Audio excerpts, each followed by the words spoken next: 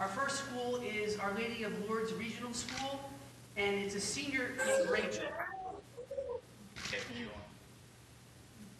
Bishop, recently the state of Indiana passed a statewide voucher program to aid families in choosing schools.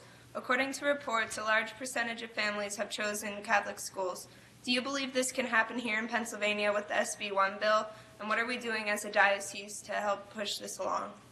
Rachel, that's a great question. It's nice to see you today, and hope things are good up there in Lourdes Regional. Vouchers are an important thing. You know, one of the things, in Indiana, they now have school choice. And what does that mean? It means that parents can choose the school that they feel will be best for their sons and daughters. That is something that we're pushing here in the state of Pennsylvania.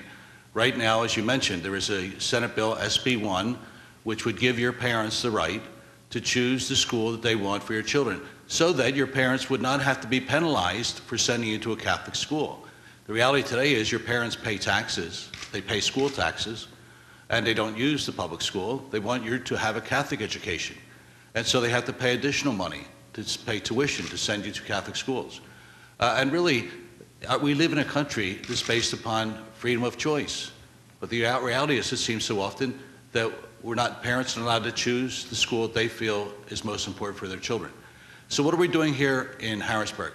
Well, we will be sending letters out to your parents, asking them to contact their legislators, to ask them to support this move in the state of Pennsylvania.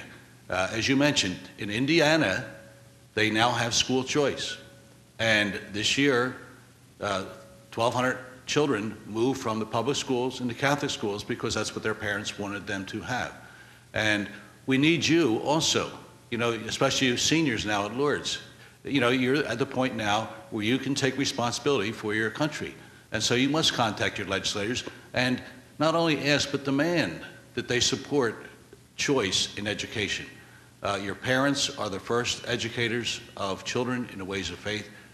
Your parents should have the freedom to choose the education they want for their children. And so thank you, Rachel. We'll be doing a lot with with the teachers, with your parents, asking them to contact the legislators as we go forward. It's going to be a very important time, and it's important for us to speak up.